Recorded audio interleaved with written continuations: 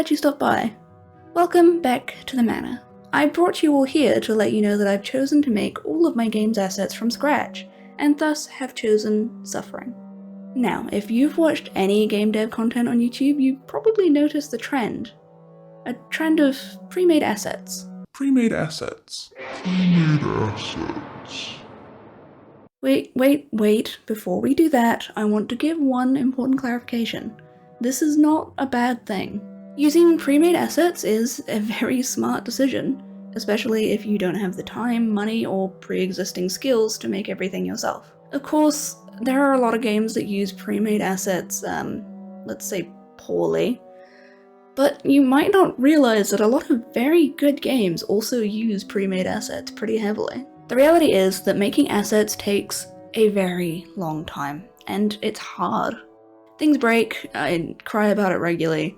I spent 4 days trying to get a door to open the other week, and that was a bad time. So today I'd like to talk about why assets are so hard to make, why so many people choose to use pre-made ones, and why I am not going to, and why it's probably a bad decision. I'm actually expecting this to be about a 3-part miniseries, since my script stretched a lot longer than expected. Okay, before we start, a quick elevator pitch for anyone who's new. I'm working on a game where you play as a medieval doctor trying to stop a village from being taken out by a strange eldritch plague. It's been a little while since I last uploaded. I've mentioned before, and you're probably tired of hearing about the fact that I have health issues, but I also honestly just got caught up in a lot of life stuff over the holidays and working on the game in ways that aren't very interesting to watch. Okay, instead of a 10-minute monologue, how about I just connect telepathically to you and download everything that's happened to me in the last few months directly into your brain. Ready? Okay, got it? I'm sure everything makes sense to you now. I can promise you that I haven't been sitting around doing nothing. There has been progress on the game, a lot of system work and background stuff, and a lot of trying to nail down the exact visual style and workflow for assets. All of this has culminated in a kind of visual proof of concept. This.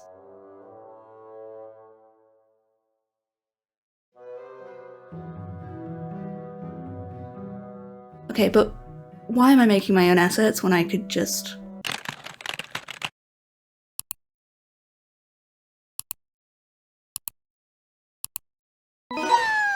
Well, mostly it's because I'm stubborn and just a little bit dumb. I do have some logic though. The first is that I have a full-ass bachelor's degree in game art, and if I have that debt, goddammit, I'm going to use it. Spite is an excellent motivator. I'm also an artist first. I can code and I can do all sorts of other stuff, but I'm hoping that the artwork and the visuals are what's going to carry the game most of all.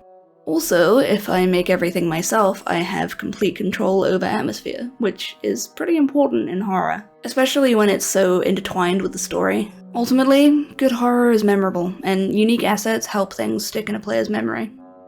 I also just like doing it. There's a selfish part of me that really likes sitting on a kingly throne, staring out at my environment, and knowing that I made all of it.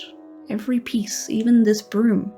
However, I'm not completely delusional. I very quickly decided that a photorealistic game is not happening in the next 10 years. Instead, I've gone for a kind of late PS2 style, with mid-poly models and lots of painterly elements. It's inspired a lot by things like God of War 2. Textures are key here, instead of hyper-detailed models.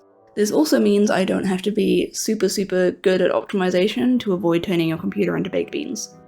After a lot of experimentation and changing of minds, this is what I came up with. It's kind of a weird blend of modern and old styles. I tried to keep things loose and painterly, and I'm pretty happy with it, honestly. It's likely to change as things move forward, but for now, it's good. You may recognize this place if you've seen my previous video on it. It's the manor. In short, it's a dream space that is used to explore the protagonist's thoughts and past and sanity. It's where you assign skill points and put together the pieces of puzzles that you've come across in the world. If you'd like to learn more, I made a whole video explaining the mechanics of this place here. This is only the entryway for now, but the good thing about making assets is that you can reuse them, so hopefully things will take less time as I move forward. For instance, this wooden floor could be used in all kinds of buildings. or these beam textures, or even this entire table. I can just pick it up and flat pack it like it's from IKEA. But how did we get here? I figured you might be curious about how a 3D game space is actually put together. I feel like most channels aimed at non-devs don't really tend to go into the specifics, so let's talk it through. To start with, I always make concept art. Ah, hey, how convenient. It looks like I already made a whole bunch of drawings of this place for that last video. Let's take a look at them. Ah, well, they definitely exist. Let's try a fun new segment in this video, huh? Are you ready for it? Let's try. It's time for Roast That Art. Okay, the foundations are decent, but some of the details make my inner medieval nerd want to sob. I just kind of drew all of these as I came up with them. I don't think I did much research at all, really. There's this window around the door. It's very strange. It's kind of weirdly Victorian, but also weirdly modern hippie. Not very medieval either way. 2 out of 10 sobbing medieval history nerds. There's also the rugs. Textile pieces like this were not cheap in the 14th century.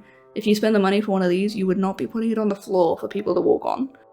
4 out of 10 sobbing medieval history nerds.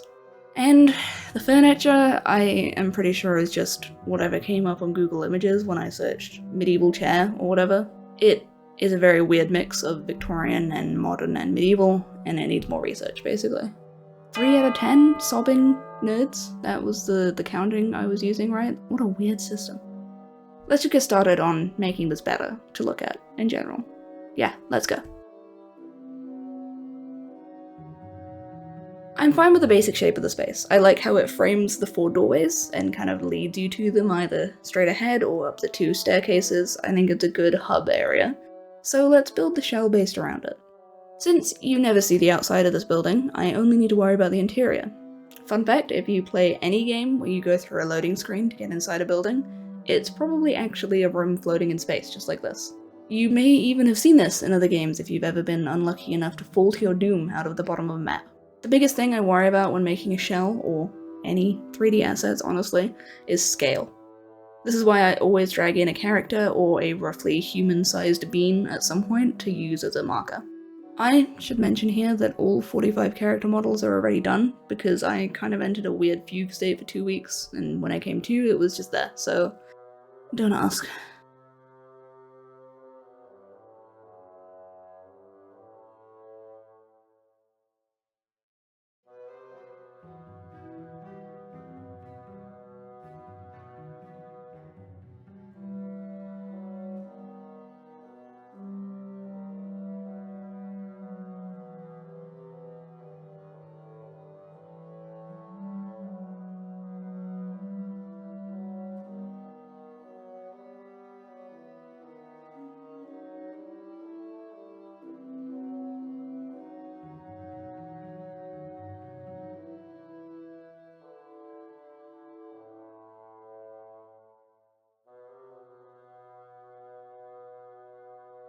Once the shell is done, I move to the next stage of planning.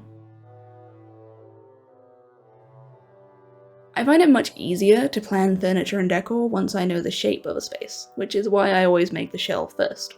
Then I take some pictures and sketch on top of it in Photoshop. This is also kind of low-key a great way to plan real-life decorations too, if you ever need to do that.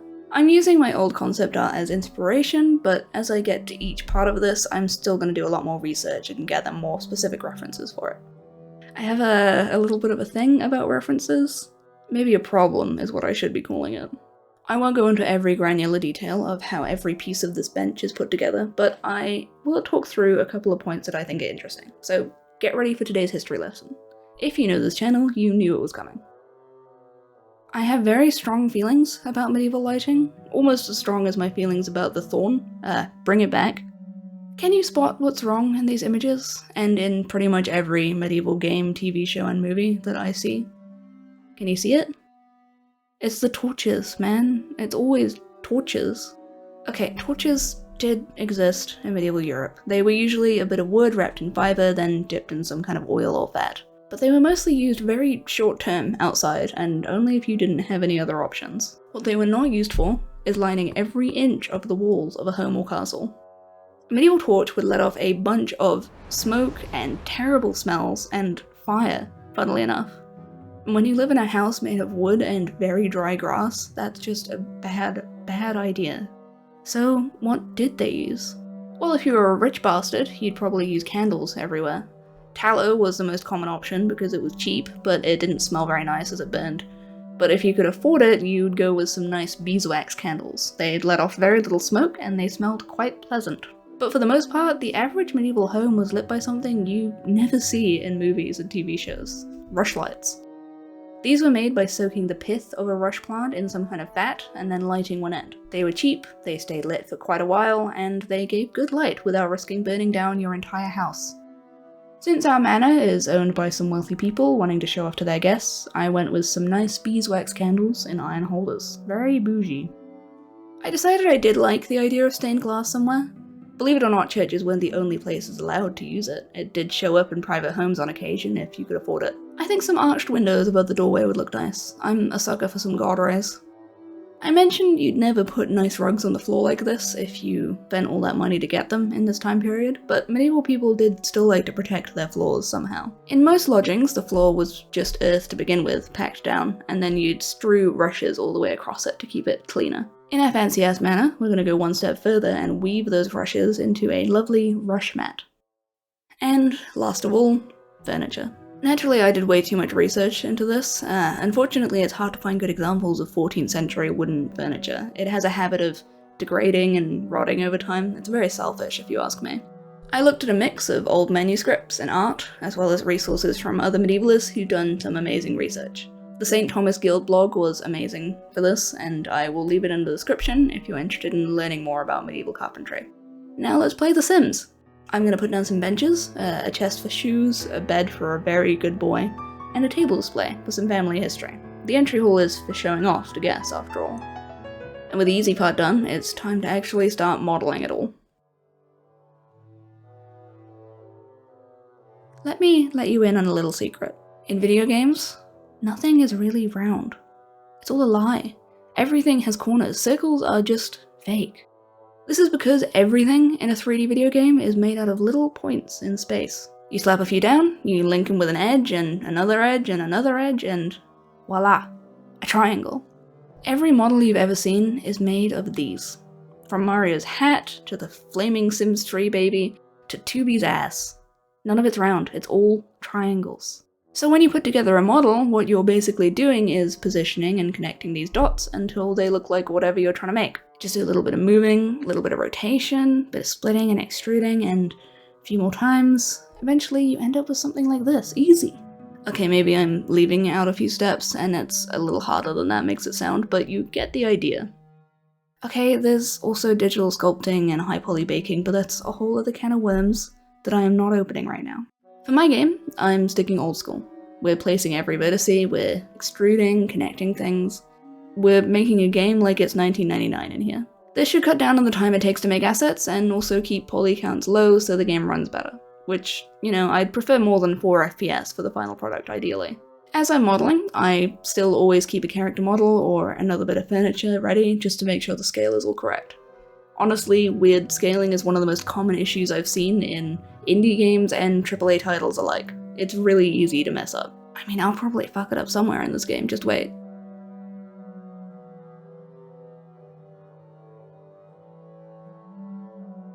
Making furniture is one of my favorite parts of making an environment like this. It can be very meditative once the reference gathering and the concepting is all finished and you're just focused on making. That is, until something inevitably breaks and I spend hours smashing my head against my monitor and then throw the keyboard out the window. But until then, it's very relaxing. Throughout the whole process, I'm always watching how many triangles I'm using. This is a pretty important part of making any game asset if you want things to run well. To explain simply, every vertex rendered by the game takes computing power. If you have too many, the game will struggle. Hell, even Blender will struggle if you have enough. Don't ask me how I know. Fun little side fact, the entire finished scene that you see here has about 46,000 triangles. This is about 25% of the drone remote from the original Garden of Banban. And there we have it. A fully furnished, completely grey, textureless room. Really makes me feel like I'm renting again. Okay, maybe it feels a little bit lifeless in this state, but I hope you at least understand how long it takes just to get to this point. And trust me, there is plenty more to come. Unfortunately, This video is already 1,000 years long, so it'll have to wait for next time.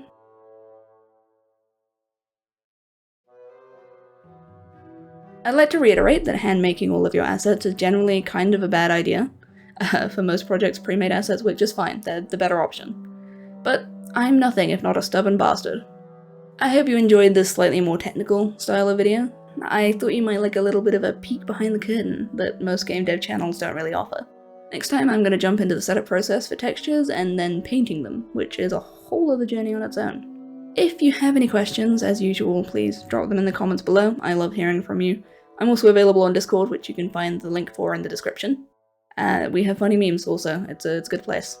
If you liked the video, or you learned something new, then please drop a like, or sub, or both. It means a lot to me, thank you. I know my uploads are sporadic, and I'm sorry for that, I feel like a broken record, but just trust that I am always trudging forwards, even if it's very slowly. I am the immortal snail, and I'm coming for you. I've been doing a lot of system work in the background, which is very unexciting to watch. There is a pre-alpha version of the game that is, in the loosest of terms, playable, but I would like to work on it a little bit more and pretty it up a bit before I show it off to people. It will probably come at the end of the minigame videos. Thank you so much for watching, and thank you for your patience and support in general. It means so much. See you next time.